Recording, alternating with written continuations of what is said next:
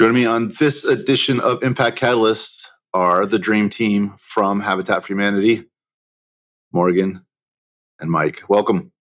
What's going on, Joe? Hey, Joe. Good to see you. So we've been connected for a long time. We just re-engaged on a little bit deeper level through your joining of the Impact Council here on the Catalyst, which is greatly appreciated. I'm very happy to have your minds in the mix. And that you doing that with us plays into a larger and I would say pretty aggressive and pretty innovative push out into the community with podcasts and value add information and things like that. So can you kind of give us a look behind the strategy there and why is Habitat putting all these different kinds of content out along these different avenues and where you're going with it? So we are so excited to be part of the council. We have been really focused on, we have this growth mindset for the next 3 years. We always have a lot going on, of course, but we're really formalizing our advocacy program. So being able to partner with you guys on that and push that kind of information out on what is affordable housing, information on what's the difference between the Habitat mortgage and a regular mortgage, things like that for homeowners who might be interested in applying to the program. And then also those folks who are interested in just getting involved with policy regarding affordable housing and the crisis that we're in right now in that space is really important to us. And being innovative, like you said. So we launched our Habitcast in November. So that is our about 30 minutes. We do it twice a month, and that's on Facebook, YouTube, Instagram, all those things, Spotify. That's Mike and I are the co-hosts, and we've had some pretty awesome guests come on in the last couple episodes, was highlighting friends of Habitat, people who are engaged with the mission and kind of telling that story in a different way. Just something that we're really trying out in all different innovative ways right now. Yeah, I really enjoyed the one with Bill Brand. He's a great thinker and a great part of the community for sure. So as we look specifically at advocacy, you have a very carved out space that you've been operating effectively in for a long time. When we think about affordable housing, the big thing is there's developers, and they're the numbers show them that they the higher they can go up the price point ladder, the better. There seems to be demand that supports those types of projects, but we know that there also needs to be places for the infrastructure that supports our community to live. So how do you sort of break down the different ways you're pushing, and what are you advocating for as it relates to sort of those different areas of attacking the affordable housing problem? Joe, I think you hit the nail on the head right there. It's the infrastructure for our community. We have a community that's rich in tourism. And if we want folks to continue to come to Pinellas County and come to St. Petersburg and continue to spend money, continue to invest in our community, we have to have employees and we have to have a place for these folks to live. And right now, I think what we're seeing more and more of are folks leaving Pinellas County and specifically St. Petersburg, and they're moving to Manatee, they're moving to Pasco, because they can't afford to live here anymore. And I think affordable housing has become such a crisis that in some cases, I think we tend to look at the only way to fix it is in density and in such high numbers. An organization like Habitat is specifically focused around home ownership. We don't do rental. We don't do high-rise condo type buildings. We do single family homes. We do some multifamily in terms of townhomes and duplexes. We're going to be doing some more of that in St. Petersburg in the coming years. But for us, it's about breaking a cycle and providing someone with a foundation to kind of start that new chapter of life. And so if we can get folks to literally put their roots into the community for many years as a homeowner, we know that we can keep them here and keep good quality of people in our community. Mm-hmm. Yeah, and I think that's at least conversationally, there'd be a few people that wouldn't agree with that, right? That makes a lot of sense. The challenge is how do how do you do that, right? So the solutions are most of the solutions seem to be around governments the government subsidizing the developers to be able to make the same profit they had made on, on bigger deals with smaller deals, just to make sure that those things exist. Outside of that, what are the other types of solutions you're pursuing to make those homes available and those lots available at a price that fits into affordable? I think at the end of the day, it's a private-public partnership that makes it all work for us. It takes a willing municipality to do the work in, right? So if we're doing work in St. Petersburg, if we don't have an administration and a staff that's bought into affordable housing and the need, it's going to be an uphill battle. So you have to have a willing municipality. There are the private funders that see that it's important for them to invest in affordable housing. You look at just some of the big businesses in St. Petersburg. If their employees don't have a place to live that's affordable, how are they going to attract and retain employees? So in return, what we end up seeing are a lot of these businesses that are investing in habitat, whether it's sponsoring a home or getting involved at a pretty deep level. And in addition to that, you obviously need the county involved with it as well. There's a lot of challenges that we see with zoning and permitting, and really, I think that there's a lot of red tape that can be cut, and you can move the bureaucracy aside to do more affordable housing. But it really kind of takes all the stars aligning and everybody being on the same page to do it. I think when you look at Habitat, we're the only organization that serves the income levels in which we do with home ownership. No one else even touches that group of residents. And without subsidies from the county and from the cities, it's hard for us to do that work.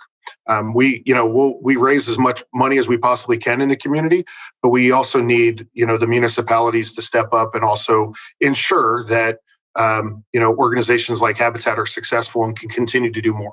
Right. And I'll go out on a limb and say that a big part of the advocacy has to be showcasing the value of having a diverse community at all income levels and, all stripes. That's really what makes the character of a city. And, otherwise you just turn into a giant gated community. 100%. We love going into an area where, we can build a home on one street, maybe a couple on another, but it's infill development where we are raising property values, but it's also complementing what's there.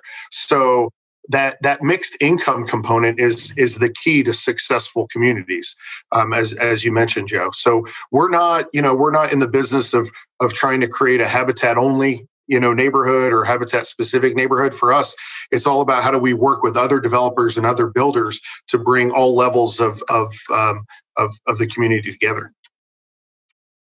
And Morgan, when you put things out into the community, these great pieces that you're writing or you're having written, what's the general sort of biggest hurdle of understanding that you have to get over? I think there's two parts. So talking about affordable home ownership versus affordable housing, kind of like that misconception that you hear affordable housing and there's that NIMBYism effect or whatever it is. Explaining that it's home ownership just from the advocacy standpoint, talking when Sean or Mike are talking from an advocacy standpoint, about policy and things like that at that level, but also just with the general community to know it's not a giveaway program.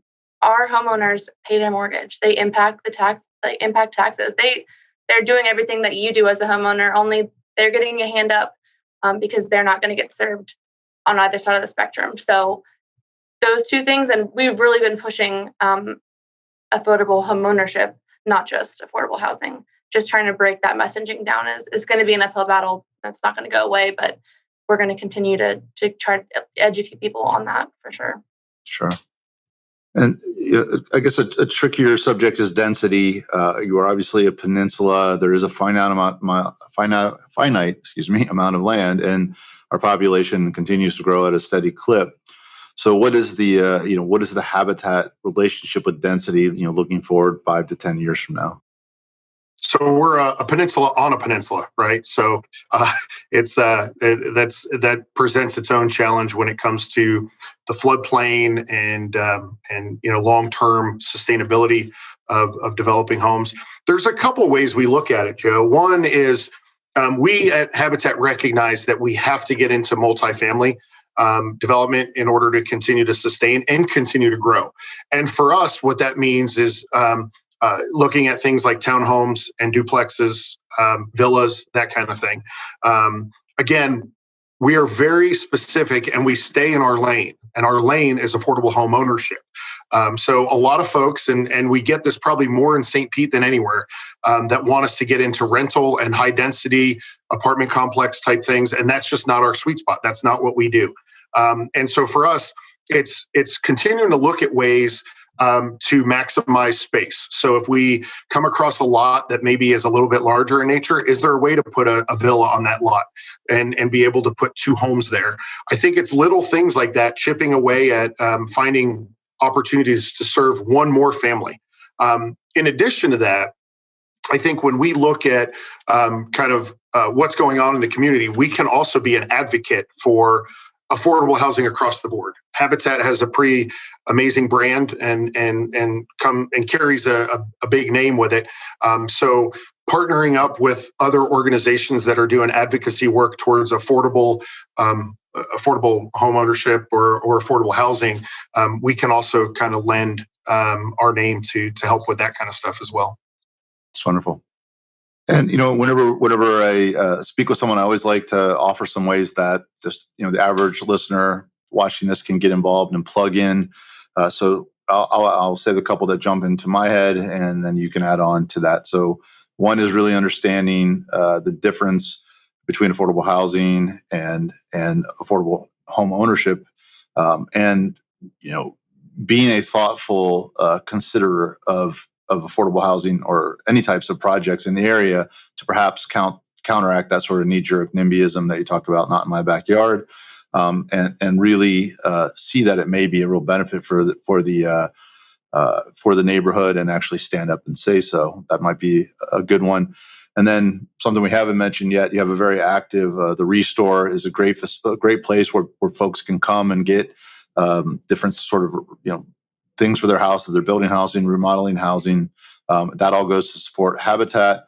And you can participate in that by donating your extra materials or coming and purchasing your materials there.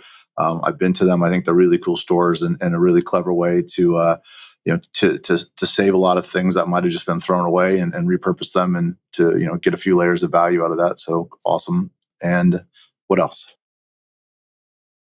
Well, I'll add on to that Restore. So we actually have our 3rd location just opened up in Palm Harbor, which is really exciting. So now we have 3 different locations. We have the one on 49th Street in Clearwater, Palm Harbor, as well as in Newport Richey, which is really great. There's all kinds of different items at all 3 locations. So shopping and donating there is always exciting. You never know what you're going to find.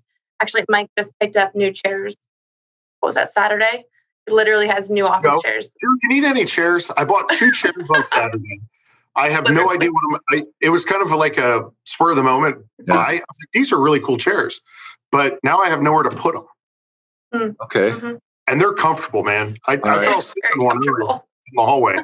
You're not on the floor of a Restore right now as a customer service selling. You're not selling right now. I feel like you have an imaginary apron on. Yeah, that's always on. We actually do because we just had a new hire who she doesn't like the chair that she's in. She was going to bring one from home, so maybe we just need to restore it. Yeah. These are some they're like lounge chairs for your living room. I don't know if that's what they call them, but they're very comfortable. Okay, but the product not good for productivity. No, I think they're more for unless the assignment is the nap in order to produce at a higher level. So maybe it is. Maybe it's like a nap pod. You heard it here first, Morgan. Nap away. I know. I heard it. It's sitting in front of his office. I was sitting in it earlier, actually. But in addition to shopping the Restores and kind of becoming more of an educated advocate about affordable home ownership and the mission in general, applying to the program and referring qualified candidates to the program is a huge way that is kind of almost overlooked. You hear apply, and a lot of people think, I'm not going to qualify. We hear that from our homeowners who have progressed through the program quite often saying, I didn't think we weren't going to apply. We didn't think it was for us. And then now they find themselves in a super affordable mortgage position where they can provide for their family in a different way. So that's a huge step, and kind of what you wouldn't think, but kind of an out of the box way to get involved. I'm sure everybody knows somebody who could qualify and benefit from the program.